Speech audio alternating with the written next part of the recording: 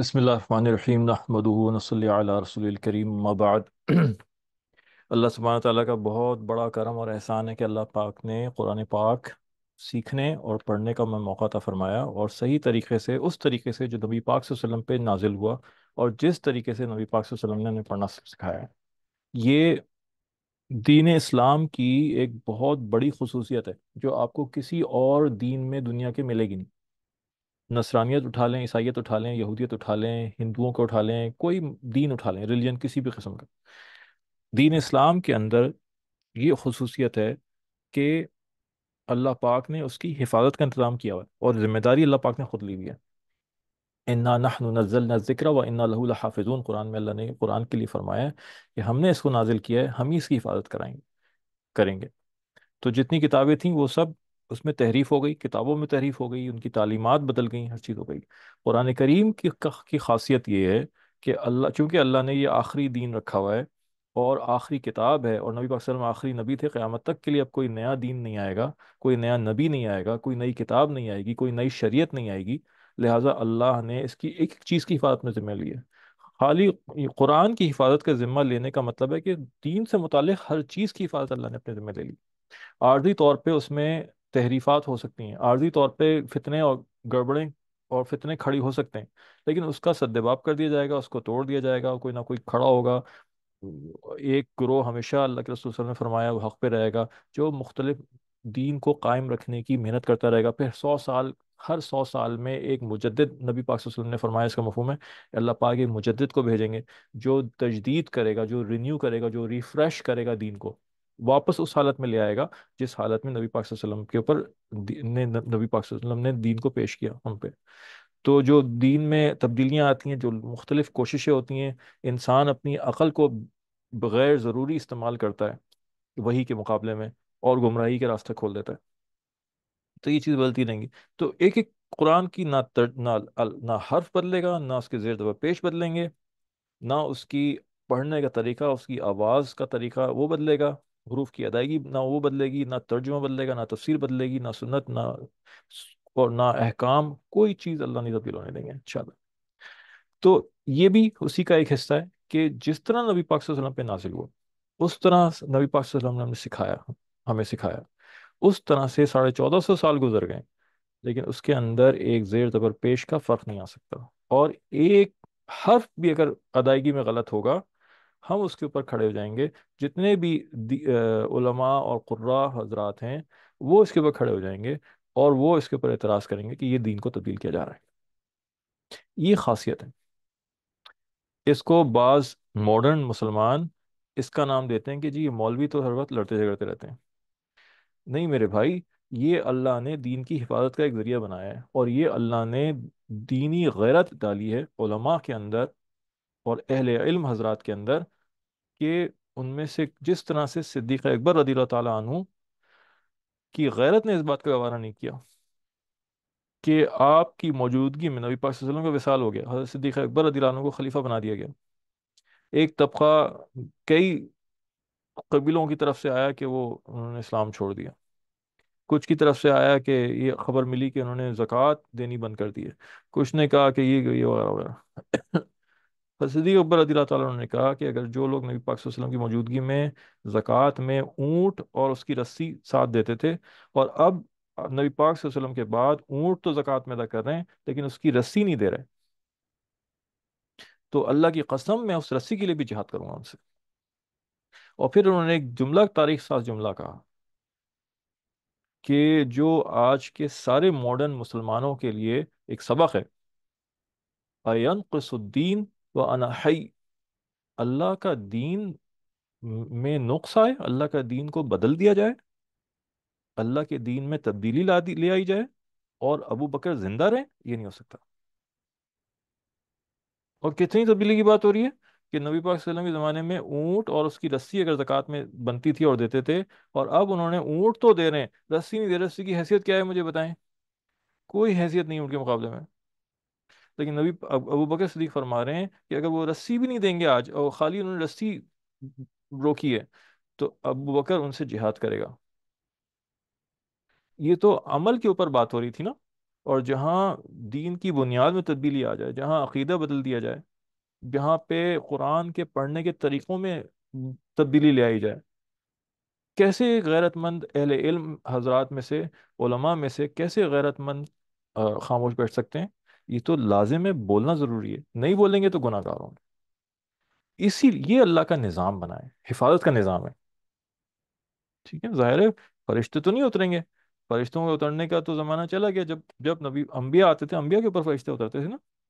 تو اللہ نے امتیوں کے اندر، اہل علم حضرات کے اندر، علماء کے اندر، فقہا کے اندر اس بات کی غیرت پیدا فرما دی کہ یہ اٹھ کے کھڑے ہو جاتے ہیں، یہ اللہ کے بنائے ہوئے نظام کا حصہ ہے۔ تو نبی پاک صلی اللہ علیہ وسلم نے جس جس طرح سکھایا اس طرح پڑھا جا رہا ہوتا ہے۔ اور ہم آج بھی جہاں کہیں تبدیلی ہوگی، ایک حرف کی بھی تبدیلی پڑھنے میں کریں گے، اور وہ بھی چھوڑ دیں، ایک حرف کی صفت بدلنے کی کوشش کرے گا، ہم اس کے اوپر بھی کھڑے ہو جائیں گے، اور اس کے اوپر بھی کہیں گے کہ یہ وہ طریقہ نہیں ہے جس میں نبی پاک صلی اللہ علیہ وسلم نے پڑھا ہے۔ یہ وہ دینی غیرت ہے جس کو ہمیں اپنے اندر پیدا کرنا ہے، اور یہ وہ فکر ہے جس کے لیے ہمیں پیدا کرنا، جو اپنے اندر پیدا کرنی ہے۔ یہ معمولی ذمہ داری نہیں ہے، یہ بہت بڑی ذمہ داری ہے، ٹھیک ہے؟ تو یہ چیزیں ہم یہاں پہ سیکھ بھی رہے ہیں، انشاءاللہ سیکھیں بھی۔ آپ بیسک اور انٹرمیڈیٹ کر کے آئی ہیں ساری۔ تو اچھا، طریقہ کلاس کا یہ ہوا کرے گا کہ شروع میں کچھ علمی باتیں ہوا کریں گی، کچھ پھر قواعد کی باتیں ہوا کریں گی، اور اس کے بعد تھوڑی سی میں قرأت سناؤں گا جس کو آپ نقل کریں گے اپنے پیچھے پیچھے۔ میں نے اس وقت آپ سب کو میوٹ آل کر دیا، کیونکہ غلطی سے مائک ان میوٹ ہو جاتا ہے، پھر شور آتا ہے، تو اس وقت میوٹ آل کر چکا ہوں میں۔ آپ میوٹ ان میوٹ نہیں کر سکتی اپنے آپ کو۔ پھر میں جس آخر میں پھر میں سوال کا وقت دوں گا، اس وقت میں آپ کو ان میوٹ کر دوں گا، پھر اپنے اپنے مائک کھول کے جس کو جو سوال پوچھنا ہے وہ پوچھ سکتی ہیں انشاءاللہ۔ اچھا، بیچ میں پھر کیا ہوگا کہ میں شروع میں کچھ علمی بات ہوا کرے گی، ترتیب کلاس کی ہوا کرے گی، پھر فوائد کے اوپر کچھ بات ہو جائے گی، پھر اس کے بعد قرأت تھوڑی سی ہو جائے گی، جس کے جو پیچھے پیچھے آپ اپنے مائک میوٹ کیے ہوئے اپنے پیچھے پیچھے پڑھتی رہیں گی۔ اس کے بعد جو وقت بچے گا اس میں پھر میں فردن فردن سب سے تھوڑا تھوڑا تھوڑا سنوں گا۔ اصل میں غلطیاں صحیح ہوتی ہی اس طرح سے ہیں کہ کوئی قاری سنے اور پھر اسی وقت وہ اس کی اصلاح کرے۔ ریکارڈنگ آپ کو مل جائے کرے گی، ریکارڈنگ سے بھی آپ مشق کر سکتی ہیں، لیکن یہ بات دھیان میں رہے کہ ریکارڈنگ سن کے قرأت اچھی نہیں ہو سکتی، ریکارڈنگ سن کے غلطیاں دور نہیں ہو سکتی۔ عوام الناس کے ذہن میں اچھی قرأت کسے کہتے ہیں؟ عوام الناس، ایک عام آدمی، لیمن۔ عوام الناس جس نے کچھ نہ پڑھا ہو، قواعد نہ پڑھے ہو، علم حاصل نہ کیا ہوا، اس کو ہم عوام الناس کہہ رہے ہیں۔ عوام الناس اس کو اچھی قرأت کہتے ہیں جس کی آواز اچھی ہو، اور جس کا پڑھنے کا سٹائل یا لہجہ اچھا ہو، انداز اچھا ہو پڑھنے کا۔ ان دو چیزوں کو سن کے عوام الناس کہتے ہیں واہ واہ بھائی کیا قرأت، بہت اچھی بھائی، ہمیں اس کے پیچھے پڑھنی ہے، ہمیں اس کی سنتے رہنا ہے۔ کیونکہ ان کو تو پتہ نہیں ہے کہ تجوید کی غلطیاں کیا ہوتی ہیں، ان کو تو پتہ نہیں ہے مخارج کی غلطیاں کیا ہوتی ہیں، حروف کی ادائیگی اللہ کے رسول صلی اللہ علیہ وسلم نے کیسے سکھائی، اور پھر وہ کتابوں میں قرآن نے کیسے اس کو نوٹ کر کے رکھ لیا، قواعد کیسے بنائے، قواعد کس طرح سے کس کو جوڑنا ہے، ان کو تو نہیں اندازہ، انہوں نے پڑھا ہی نہیں ہے۔ پھر جنہوں نے پڑھا بھی ہوتا ہے ان کی مشق اتنی نہیں ہوتی۔ قاری حضرات جو ہوتے ہیں ان کی مشق کر کر کے ان کے کان بہت حساس اور سینسیٹیو ہو جاتے ہیں، ہلکی سی اونچ نیچ بھی ان کو بہت بھاری لگ رہی ہوتی ہے اور فوراً وہ پکڑتے ہیں۔ تو قاری کی سماعت، قاری کے کان ضروری ہیں آپ کی غلطیوں کو ٹھیک کرنے کے لیے۔ آپ سٹائل اور انداز تو ریکارڈنگ سن کے اچھا کر سکتی ہیں، لیکن اپنی غلطیوں کی اصلاح نہیں کر سکتی۔ حروف کے نکالنے میں غلطی کہاں آ رہی ہے؟ ہر حرف کی کوئی نہ کوئی منہ میں ایک جگہ ہوتی ہے جس سے وہ حرف نکلتا ہے۔ عربی کے اندر ہر حرف کی، ہر لیٹر کی جو ہے وہ الگ آواز ہے، ٹھیک ہے نا؟ تو وہ کیا آواز ہے، ٹھیک ہے؟ وہ سمجھنا اور اس کی اصلاح کرنا، ٹھیک۔ اسی طرح سے آ، صفات ہوتی ہیں ہر ہر لیٹر کی، ہر ہر حرف کی، اس صفت کے ساتھ ان کو ادا کرنا، رائٹ؟ یہ چیزیں ہو گئی۔ تو اسی طرح سے پھر قواعد کی غلطیاں، کس طرح سے حروف کو، الفاظ کو جوڑ کے پڑھنا، یہ وہ غلطیاں ہوتی ہیں جو ہم کر جاتے ہیں، جو ہمیں پتہ نہیں ہوتے۔ زیر زبر پیش کی کس طرح سے آواز نکلے گی، کتنا کھینچے گا، مد کتنا کھینچے گا، غنہ کیا چیز ہوتی ہے، اخفا کیا چیز ہوتی ہے، کیسے نکالنا ہے، کتنا کھینچے گا، قلقلہ کیا چیز ہوتی ہے، یہ ساری وہ چیزیں ہیں جو ریکارڈنگ سن کے ہم نہیں صحیح اپنے آپ کو کر سکتے، اور اس میں لازمی طور پہ اس میں غلطیاں رہ جاتی ہیں۔ تو یہ بات سمجھنے کی باتوں میں سے ایک ہے، جو اکثر جو ہے ہم ریکارڈنگ کر کر کے، اور یا نیٹ کے اوپر، یوٹیوب کے اوپر بڑے بڑے قراء کی ریکارڈنگ ہوتی ہیں، ان کو سن سن کے ہم مشورے کر رہے ہوتے ہیں، اور کسی استاد کو لائیو نہیں سناتے، جس کی وجہ سے بڑی بڑی غلطیاں، بڑے بڑے مسٹیکس ہماری قراءت میں اور تجوید میں رہ جاتے ہیں، اور ہم سمجھ ہوتے ہیں کہ ہمیں بہت اچھا آ گیا، ٹھیک ہے۔ تو یہ چیز بذات خود ایک ایسی چیز ہے جس کی اصلاح کی ضرورت ہے، یہ نظریہ ہی غلط ہے۔ استاد سے کبھی بھی آپ، کوئی بھی شخص مستغنی نہیں ہو سکتا، ٹھیک ہے۔ تو اس میں کیا کہتے ہیں،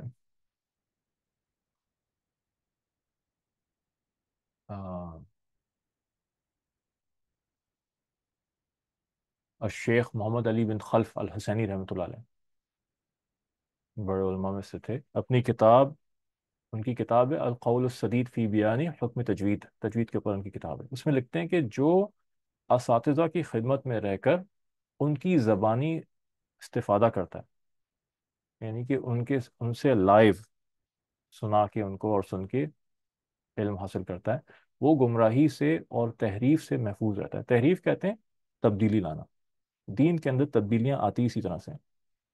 اور جو شخص صرف کتابوں سے علم حاصل کرتا ہے، اور اس کا کوئی ایسے استاد، اس نے کوئی زندہ استاد نہیں بنایا ہوا جس کو وہ لائف سنا رہا ہوتا، اہل علم کے نزدیک اس کا تمام علم بے حقیقت ہے، اور یہ دین کے ہر شعبے کے اندر یہ چیز، ٹھیک ہے۔ تو یہ چیزیں اب تو تین طرح کی چیزیں اب ہمارے سامنے آ گئی، قرآن کو صحیح پڑھنے کے لیے تین چیزوں کا سیکھنا ضروری ہے، اور تینوں میں ہی محنت چاہیے ہوتی ہے۔ نمبر ایک، تجویدی مخارج، جیسے میں نے ابھی عرض کیا، حروف کہاں سے نکلتے ہیں اور کیسے نکلتے ہیں، ان کی آواز کیسی ہوتی ہے، ان کی صفات کیسی ہوتی ہیں۔ نمبر دو، تجویدی قواعد، حروف آپس میں ملا کر کیسے پڑھے جائیں گے۔ نمبر تین، پڑھنے کا لہجہ، جس کے اندر انداز آ گیا اور آواز کی خوبصورتی آ گئی۔ یہ تینوں چیزیں ماہر استاد کی نگرانی میں مسلسل مشقوں سے حاصل ہوتی ہیں، اور یہ مشقیں صرف گھنٹوں اور دنوں پہ نہیں ہوتی، بلکہ ہفتوں، مہینوں پہ ہوتی ہیں، اور مشق نہ کروائی جائے اور صرف قواعد پڑھا دیے جائیں تو تجوید کا علم تو حاصل ہو جائے گا، لیکن قراءت کی غلطیاں درست نہیں ہو سکتی، اور علم تجوید کا اصل مقصد قراءت کا درست کرنا ہے، اس کا علم حاصل کرنا نہیں ہے، ٹھیک ہے۔ جیسے ایک شخص نے نماز کا علم تو حاصل کر لیا، سارے مسائل معلوم کر لیے، طریقہ سیکھ لیا، نماز پڑھتا نہیں، یا پڑھتا ہے تو غلط پڑھتا ہے، تو فائدہ کیا ہوا اس کا؟ تو سارے تجوید کے موٹے موٹے مشکل مشکل سارے قواعد یاد ہیں، پکے پکے یاد ہیں، لیکن پڑھ رہا ہوتا ہے تو حروف صحیح ادا ہی نہیں ہو رہے ہوتے، غلطیاں ہو رہی ہوتی ہیں، تو اس شخص کا علم اس کے کسی کام میں نہیں آتا۔ تو تجوید کا مقصد، علم تجوید کا مقصد قراءت کی غلطیوں کو درست کرنا جو ہم پڑھ رہے ہوں، خالی اس کا علم حاصل کرنا نہیں ہے، علم کا مقصد ہی عمل ہوتا ہے۔ تو لہٰذا آپ دیکھیں گے کہ ایک بڑی تعداد جس کے اندر علماء کرام بھی موجود ہیں، چونکہ ان کو تجوید کی مشکل مشکل اصطلاحات، موٹی موٹی چیزیں تو پڑھوا دی گئیں، لیکن مشقوں میں محنت نہیں کروائی گئی پوری۔ مدارس کے اندر بھی جب 8 سالہ علم حاصل کر رہے ہوتے ہیں تو تجوید کو تھوڑا سا اگنور کر دیا جاتا ہے اس کے اندر، کیونکہ اس کے اندر پتا مارنا پڑتا ہے اور اتنا وقت ہوتا نہیں ہے، تو ان میں سے جو خود جن کو ذوق و شوق ہوتا ہے، وہ الگ سے وقت لگا کے محنت کر کے قراء کی نگرانی میں بیٹھ کے وہ اپنا تجوید سیکھ کر لیتے ہیں، اور ایک بڑی تعداد علماء حضرات کی بھی ان کی تجوید میں غلطیاں رہ جاتی ہیں، ان کے مخارج میں غلطیاں رہ جاتی ہیں۔ تو لہٰذا یہ کوئی لازم ملزوم نہیں ہے کہ جس نے جو عالم بن گیا اس کی تجوید بھی ٹھیک ہو. ہاں جو قاری ہوگا نا، قاری قاری کی تجوید اچھی ہوگی. اسی لیے اسی طرح یہ بھی ضروری نہیں ہے کہ جو حافظ اس کی تجوید بھی اچھی ہو، کیونکہ حفظ کے جو ادارے ہیں وہ بھی تجوید پہ بہت زیادہ زور نہیں دے رہے ہوتے. تو ایک بڑی تعداد حفاظ کرام کی ہوگی جو تراویحیں پڑھا رہی ہوتی ہے اور تجوید ان کی بالکل ردی ہوتی ہے، بالکل غلطیاں ہوتی ہیں اس کے اندر. تو یہ چیز، اس کا فرق سمجھنا چاہیے اور اس کا خیال رکھنا چاہیے.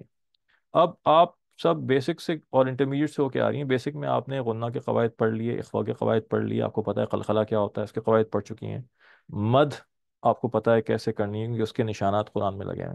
حروف حلقی کیا ہوتے ہیں، 6 حرف ہوتے ہیں وہ آپ کو بتائیں. حروف مستعلیہ کیا ہوتے ہیں، خود سزق قیس کا مجموعہ ہے.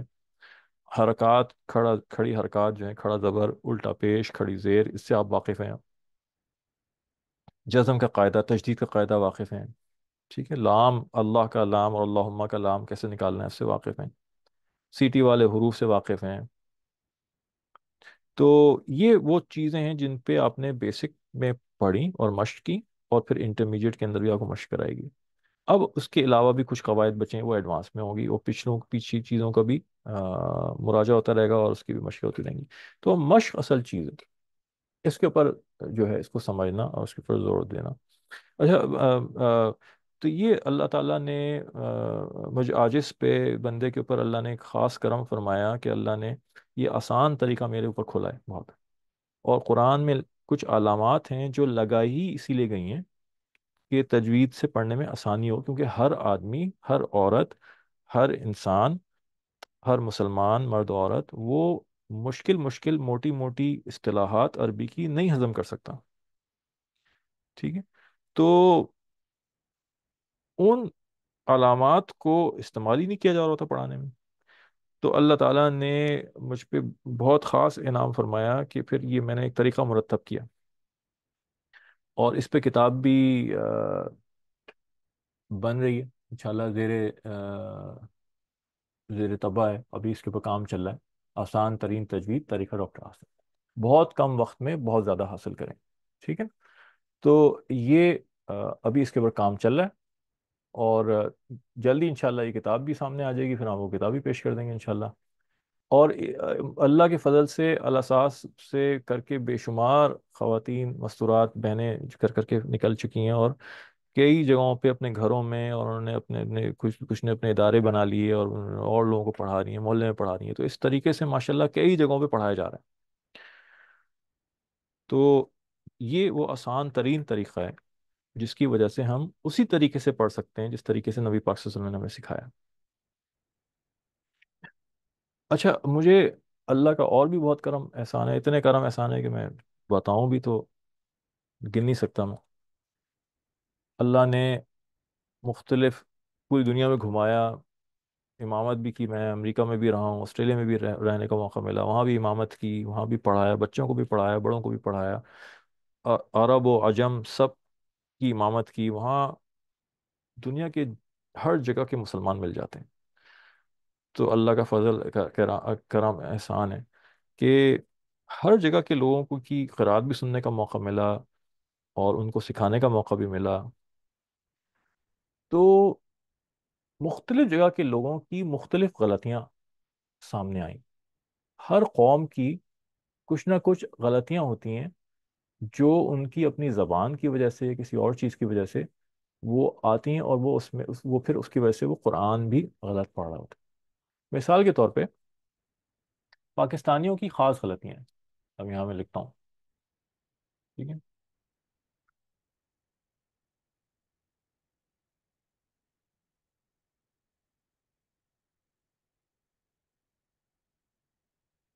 خاص خاص ہر قوم کی خاص خاص غلطیاں ہوتی ہیں جو وہ کرتے ہیں.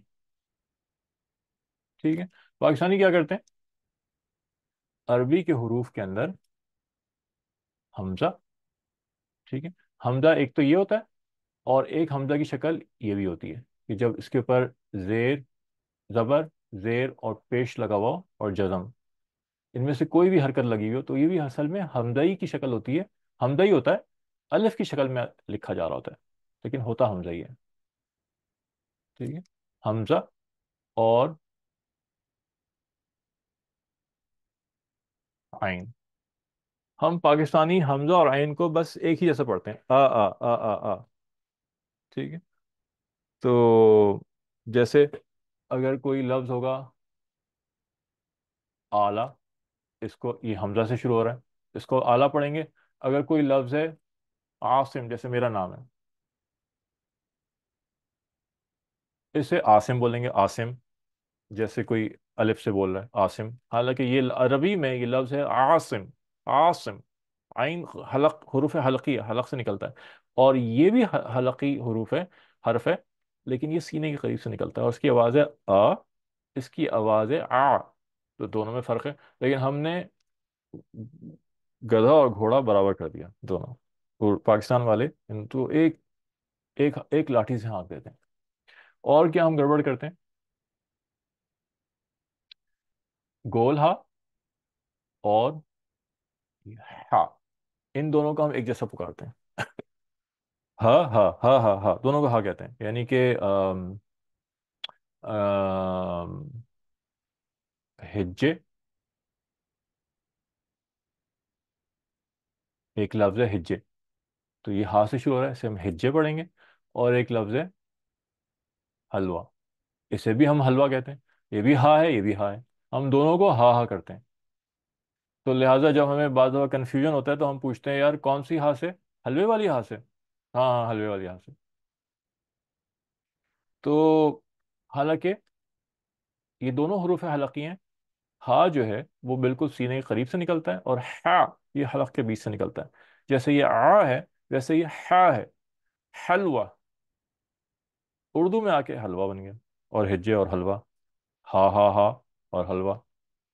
ये हमने एक हमने यहाँ पे झाड़ू फेरी, ठीक है, दोनों को हमने एक कर दिया। तो जब हम कुरान पढ़ने बैठते हैं तो फिर हम ये गलतियां करते हैं जिसकी हमें इस्लाह की जरूरत पड़ती है। और हमने क्या गड़बड़े की हैं, ये हम देख लेते हैं। ये सा, सीन, सौद, ये तीनों अरबी में, इन तीनों की आवाजें अलग हैं। हमने इन तीनों को सा सा पढ़ बना दिया उर्दू वालों ने। सा, ये भी सा है, ये भी सा, ये भी सा है। तो अगर हम लफ्ज पढ़ेंगे, इसको हम पढ़ेंगे समर, हालांकि अरबी में ये है तमर। समर, थ थ थ। और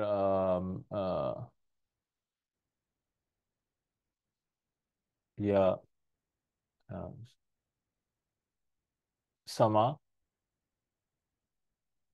ठीक है, या सिलसिला,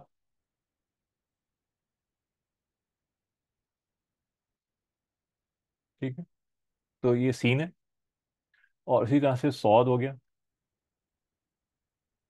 सिला।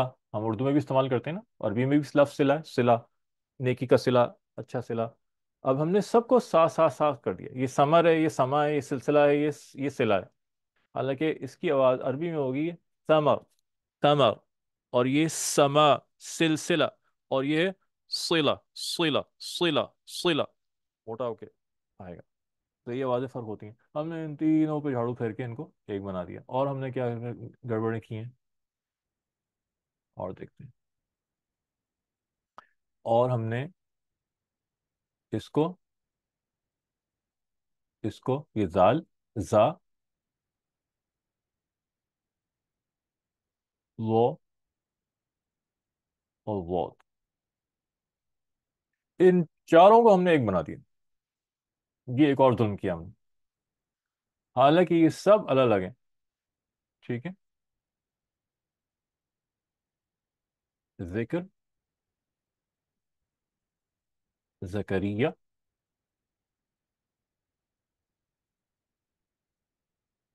ठीक है, आ,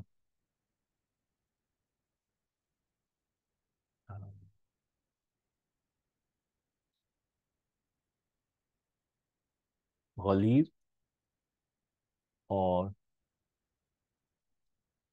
गज़ब। अब हम जो पढ़ेंगे ना, पाकिस्तानी उर्दू बोलने वाले, वो पढ़ेंगे इसको जिक्र, जकरिया, गलीज, गजब, सबको जा कर दिया। हालांकि इन चारों की आवाजें अलग हैं। عربی میں جب، اور یہ چاروں میں نے عربی کے لفظ لکھے ہیں، اب جب عربی میں پڑھیں گے تو یہ ہوگا ذکر، ذکر. یہ ہوگا زکریہ، ز ز. یہ ہوگا غو کا آواز ہے، غلیظ، غلیظ، غلیظ. اور یہ ہوگا غضب، غضب، غضب. یہ ہے وہ، وہ، اور یہ ہے وہ. ان دونوں میں بہت باریک فرق ہے، لیکن دونوں میں فرق ہے، چاروں کی باتیں الگ نکلیں گی.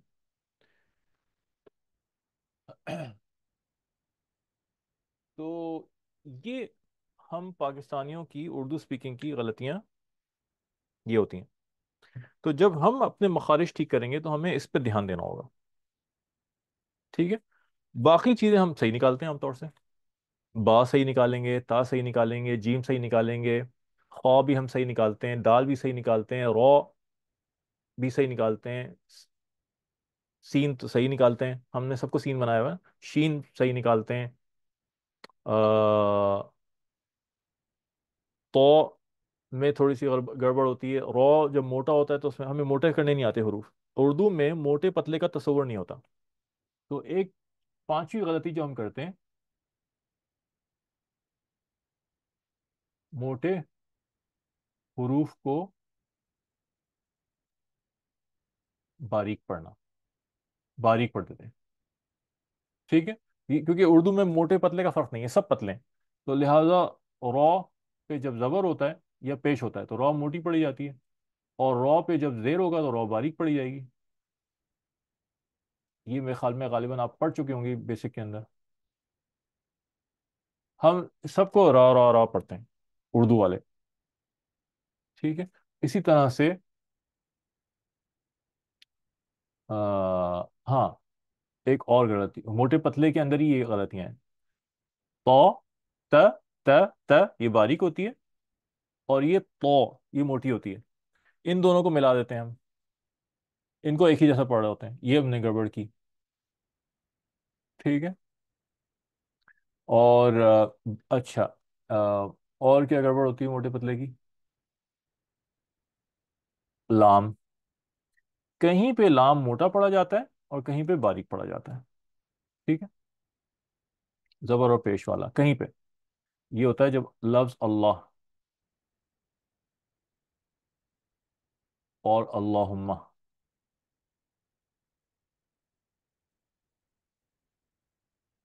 ٹھیک ہے. ان دونوں کا لام اس سے پہلے اگر اگر کیا کہتے ہیں، ان دونوں کے لام میں آ، ان سے پہلے اگر زبر اور پیش ہے تو یہ موٹے پڑے جائیں گے، ورنہ یہ پتلے پڑے جائیں گے. ٹھیک ہے. لام کے اوپر کی حرکت کا اعتبار نہیں ہوگا، اس سے پہلے کی حرکت کا اعتبار ہوگا.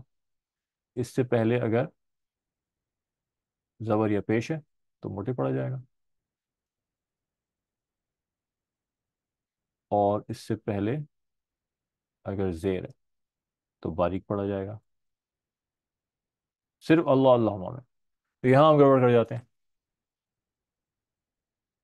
ٹھیک ہے. اسی طرح سے بعض لوگ ہمارے یہاں، سب نہیں، بعض لوگوں سے خوف نہیں نکلتا. وہ خوف اور کاف، کاف اس کو ایک جیسا پڑھ دیتے ہیں. یعنی کہ میرا ایک دوست تھا اسکول کے زمانے میں، وہ قلعے کو بولتا تھا قلعہ، قلعہ. جیسے لال قلعہ یہاں پہ کھانے کا ایک ریسٹورینٹ ہے، تو اسے بولے گا لال قلعہ. یہ بعض لوگ ہوتے ہیں، سب نہیں ہوتے. تو اکثر لوگ قاف سے ہی نکال رہے ہوتے ہیں ہم لوگ، لیکن بعض لوگوں سے نہیں نکل پا رہا ہوتا. تو یہاں غلطی ہوتی ہے. تو یہ وہ چیزیں ہیں، مخارج ہیں، جن پہ پاکستانیوں کو محنت کرنے کی ضرورت ہے. اچھا، اور دیکھ لیتے ہیں، اور قوموں کے دیکھتے ہیں. تھوڑا سا انٹرسٹنگ ایک دلچسپ چیز رہے گی. انڈیا. انڈیا میں تو بہت سارے علاقے ہیں، تو مجھے سب کا تو معلوم نہیں، ہر ایک سے تو واسطہ نہیں پڑا ہمارا، لیکن جن سے پڑھا ہے ان کا بتا دیتا ہوں. جیسے حیدرآبادی، حیدرآبادی، حیدرآبادی حضرات، یہ قاف کو خا پڑھتے ہیں.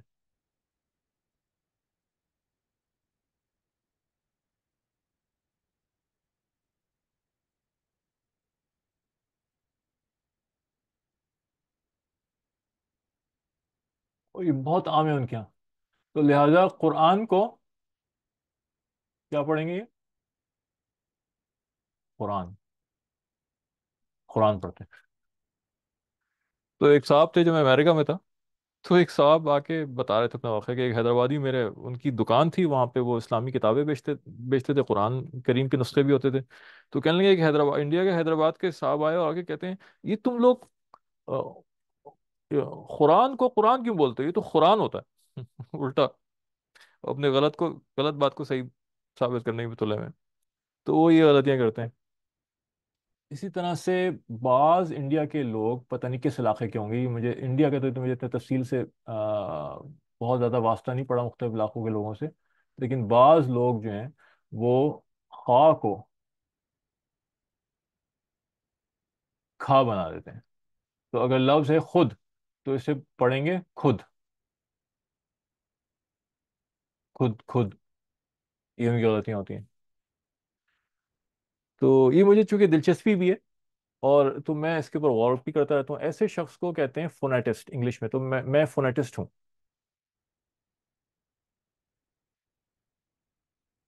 فونیٹسٹ جو آوازوں پہ اور اصوات کے اوپر کو غور و فکر کرتا ہے اور اس کے اوپر اس کو پہچانتا ہے اور اس پہ کام کرتا ہے. تو ایسا شخص فونیٹسٹ کہلاتا ہے. تو یہ مجھے دلچسپی بھی ہے اس سے. اچھا, پھر ہمارا ایک بنگلہ دیش کے بھائی جو ہیں, بھائی بہن ہیں,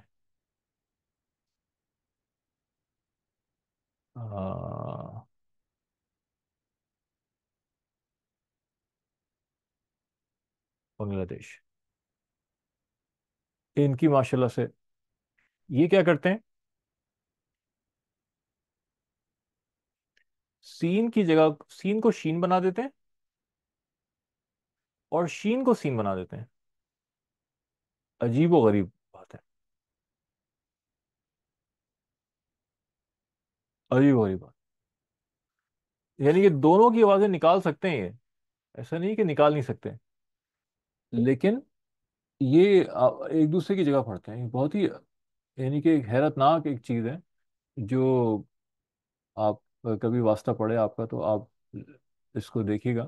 جو خاص طور پہ آپ میں سے بہنیں باہر رہتی ہیں, بیرون ممالک رہتی ہیں, ان کا واسطہ پڑے گا کیونکہ بیرون ممالک میں ہر جگہ کے مسلمان مل جاتے ہیں. سین کی جگہ پہ شین پڑھیں گے, شین کی جگہ پہ سین پڑھیں گے. دوسری جو ایک دلچسپ غلطی یہ حضرات کرتے ہیں ہمارے بھائی اور بہنیں بنگلہ دیش کے, وہ زا زا کی جگہ پہ جیم پڑھتے ہیں اور جیم کی جگہ پہ زا پڑھ لیں گے. تو اور لکھتے بھی ایسے ہی ہیں. تو یہ میں نے خود مسجد میں جہاں پہ بنگلہ دیش کے ساتھی جو تھے باہر, وہاں پہ وہ کمیٹی وغیرہ میں انچارج تھے, میں نے خود نوٹس میں لکھا ہوا دیکھا کہ وہاں لکھا ہوا تھا جزاکم اللہ ہوتا ہے نا, جزاکم اللہ, اس کو انہوں نے لکھا ہوا تھا زجاکم اللہ.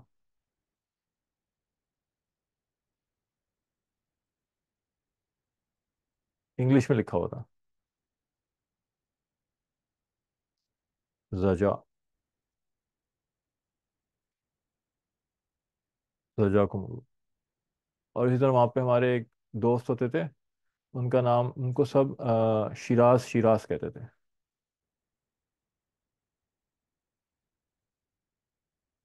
شیراز. بعد میں پتا چلا کہ ان کا اصل نام جو تھا وہ سراج تھا.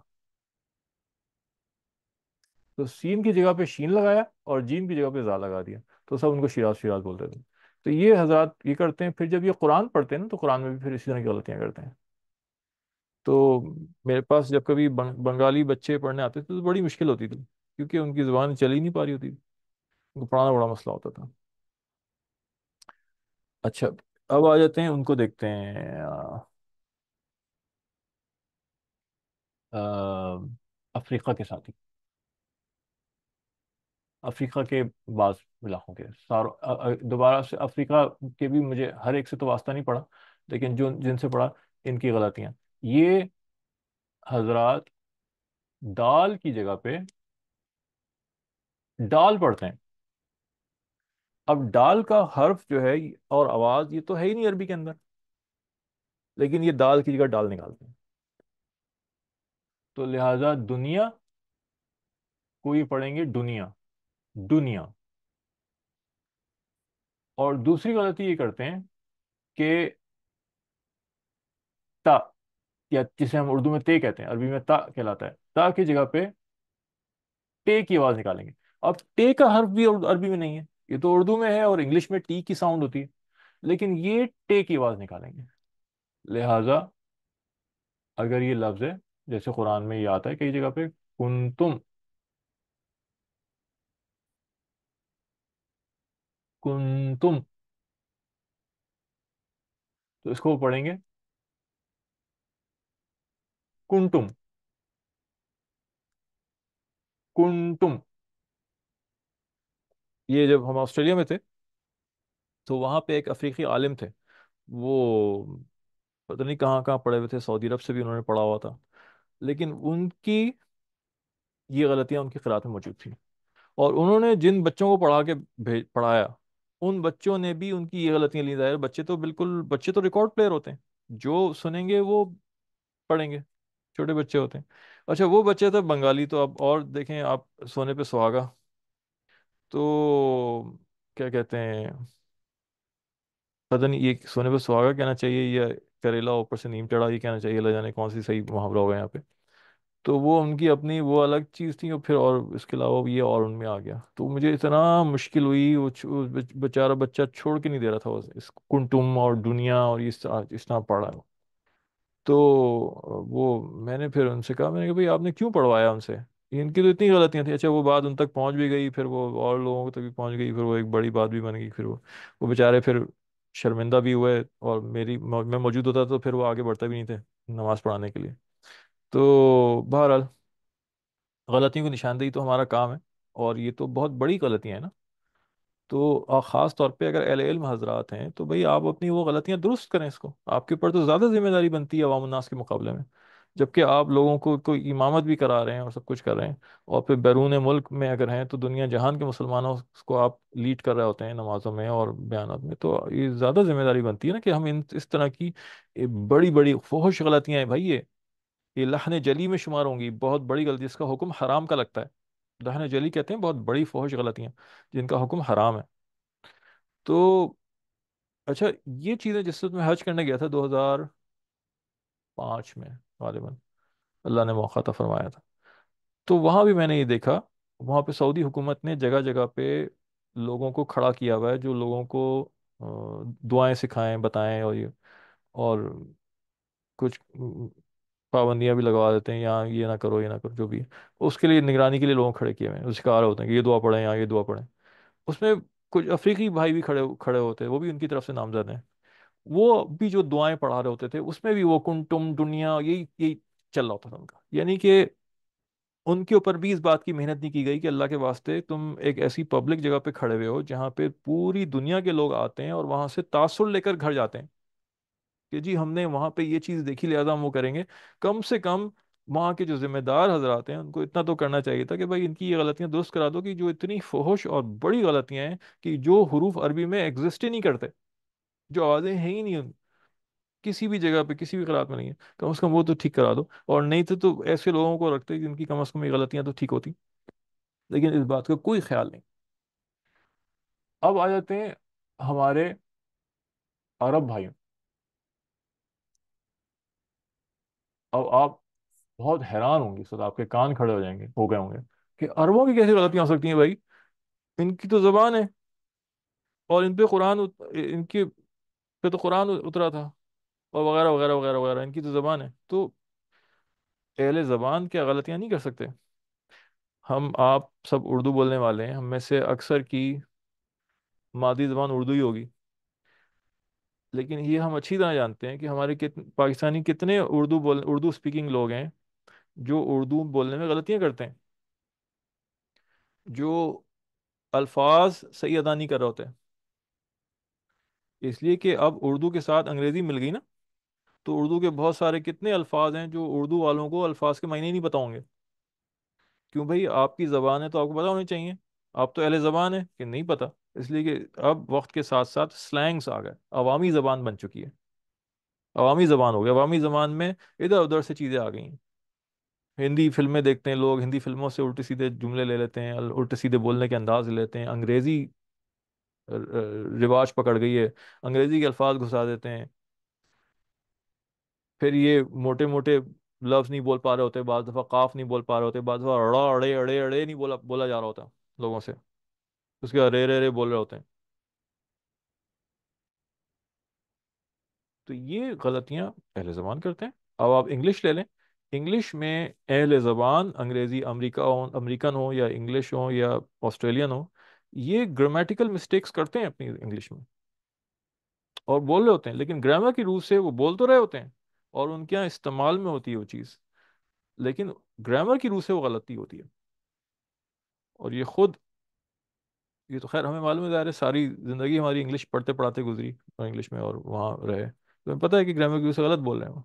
اور یہ خود وہ لوگ بھی بولتے ہیں جو آسٹریلیا میں تھے، تو میری اہلیہ وہاں پڑھتی بھی تھیں وہاں کی آسٹریلین خواتین سے، تو انگلش کے وہاں پہ حلقے لیتی تھیں جا کے، تو ان کی وہاں کی عورتوں نے یہ بتایا، جو ان کی بوڑھی بوڑھی ہو جاتی تھیں، پھر وہ ویلفیئر کے طور پہ وہ ویسی لائبریری میں پڑھا رہی ہوتی تھیں انگلش، تو وہ بھی بتاتی تھیں کہ یہ ہم لوگ اس طرح بولتے ہیں، لیکن یہ اصل میں صحیح انگریزی نہیں ہے، یہ غلط انگریزی ہے گرامر کی روح سے۔ تو ہر زبان والے بھی اپنی غلط زبانوں میں بھی غلطی کرتے ہیں، تو لہٰذا اس میں حیرت کرنے کی کوئی بات ہی نہیں ہے۔ اور جب قرآن کا معاملہ آ جاتا ہے تو مخارج تو ایک حد تک وہ پیدائشی طور پہ بچے سیکھ لیتے ہوں گے، لیکن تجوید کے قواعد ان کو بھی، عربوں کو بھی اتنے ہی سیکھنے کی ضرورت پڑتی ہے جتنے ہم لوگوں کو ضرورت پڑتی ہے، اس لیے کہ تجوید کے قواعد تو اس علم کا حصہ ہیں جو نبی پاک صلی اللہ علیہ وسلم کی طرف سے ہوتا، یہ فطرتاً نہیں آ سکتے، کہ وہی وہی کے ذریعے سے کیسے قرآن پڑھنا سکھایا گیا، علوم وحی میں سے ہے نا، تو اس کو ہر آدمی کو سیکھنا پڑے گا، جو نہیں سیکھے گا وہ غلطی کرے گا، اور بعض حروف کے اندر ان کو بھی سیکھنا پڑتا ہے، تو لہٰذا عرب کے اندر آپ دیکھیں گے مصر سے شروع کرتے ہیں، مصر کی بہت بگڑی ہوئی عربی ہے، بہت بگڑی ہوئی عربی، ہمارا وہاں جانا بھی ہوا کانفرنسز وغیرہ میں، وہاں موقع بھی ملا جانے کا قاہرہ، مصر والے اور عراق والے بھی، مصر اور بھی ایک آدھ جگہ پہ وہ آئین کو حمزہ پڑھ رہے ہوتے ہیں، پورا نہیں نکال رہے ہوتے ایک دم۔ اچھا، اس کے علاوہ مصر والے کیا کرتے ہیں، جیم کو گاف پڑھتے ہیں، اب گاف تو عربی میں ہے ہی نہیں، لیکن وہ عام ان کی آواز میں، ان کی عام زبان میں وہ جیم کی جگہ پہ گاف پڑھیں گے، جیسے مسجد ہے نا، مسجد، مسجد کو پڑھیں گے مسجد،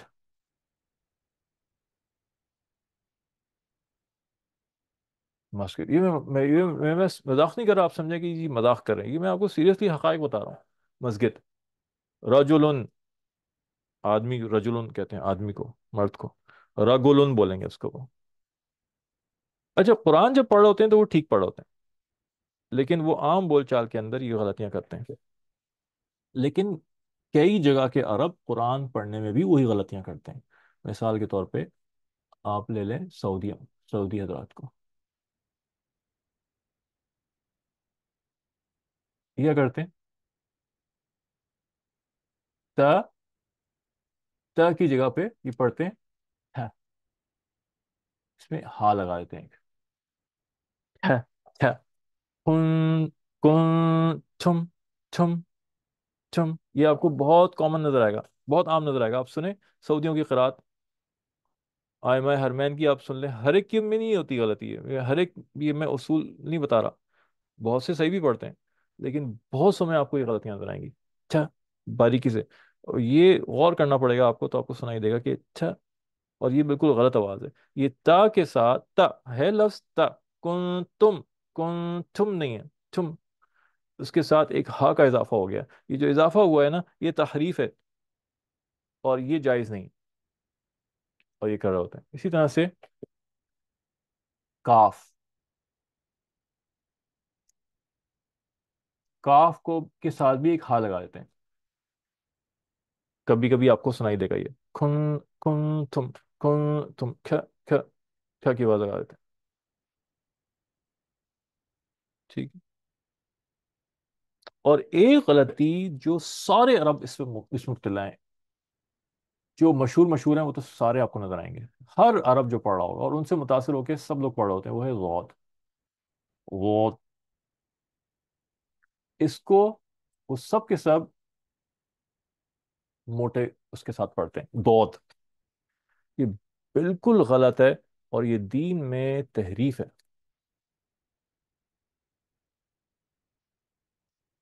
جس کا حکم حرام کا ہے. اور کہیں پہ کوئی کسی کتاب کے اندر کوئی دلیل نہیں مل سکتی اس کی. یہ لفظ دود ہے ہی نہیں. یہ لفظ ہے غود. او. او.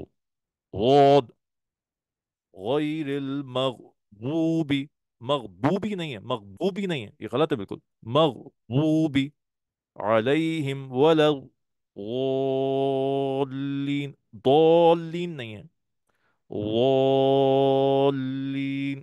اس کا مخرج ہم پڑھیں گے بعد میں انشاءاللہ. اس حرف کو تجوید کی کتابوں میں لکھا ہوا ہے اصعب الحرف، اصعب الحروف. اس کا کیا مطلب ہے؟ سارے حروف میں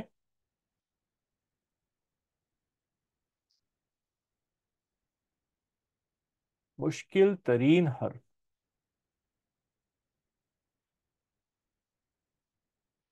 عربوں اور اجمیوں کے لیے برابر دونوں.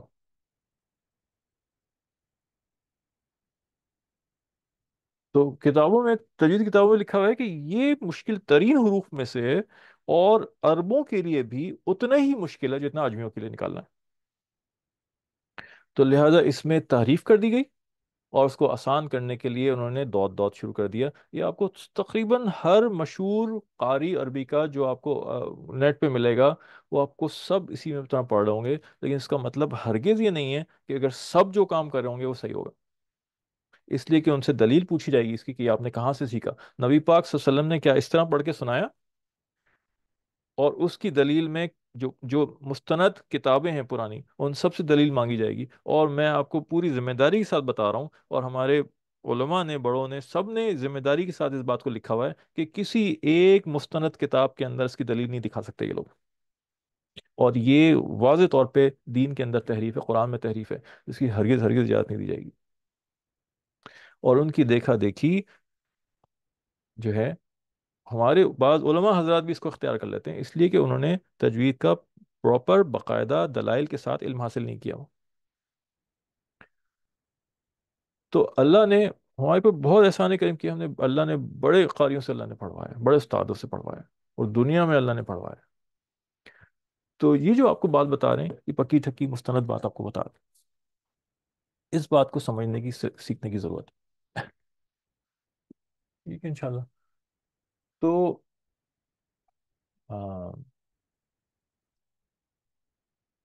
اس پہ پھر ہم محنت کریں گے انشاءاللہ.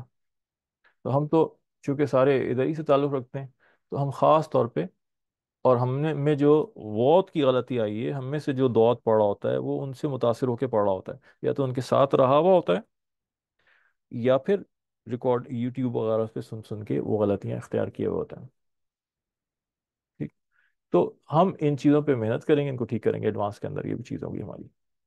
تو اور بھی اس کے علاوہ ایڈوانس کے اندر ہمارے را ساکنہ کے قواعد پڑھے جائیں گے، اور مخارج پہ محنت ہوگی، اور کچھ اور چھوٹی چھوٹی چھوٹی چیزیں جو رہ گئی ہیں ان پہ ہوگی. اور اس کے علاوہ آپ کی سن سن کے باقاعدہ باریکیوں سے وہ غلطیاں نکالی جائیں گی انشاءاللہ. کچھ میں یہاں سنوں گا، باقی حلقی معلومات کریں گی. دوسری، آواز پہ محنت کرواؤں گا میں آپ کو. اس کی کچھ مشقیں ہوتی ہیں آواز میں، ٹھہراؤ آئے، گلا کھلے. یہ بہت ضروری ہوتا ہے قرآت کے اندر. ٹھیک ہے انشاءاللہ. تو ہاں، آج تھوڑا سا شروع بھی ہماری دیر میں ہوئی تھی، کچھ لنک کا مسئلہ ہو گیا تھا. تو یہاں پہ ہم آج اپنی کلاس ختم کرتے ہیں. اور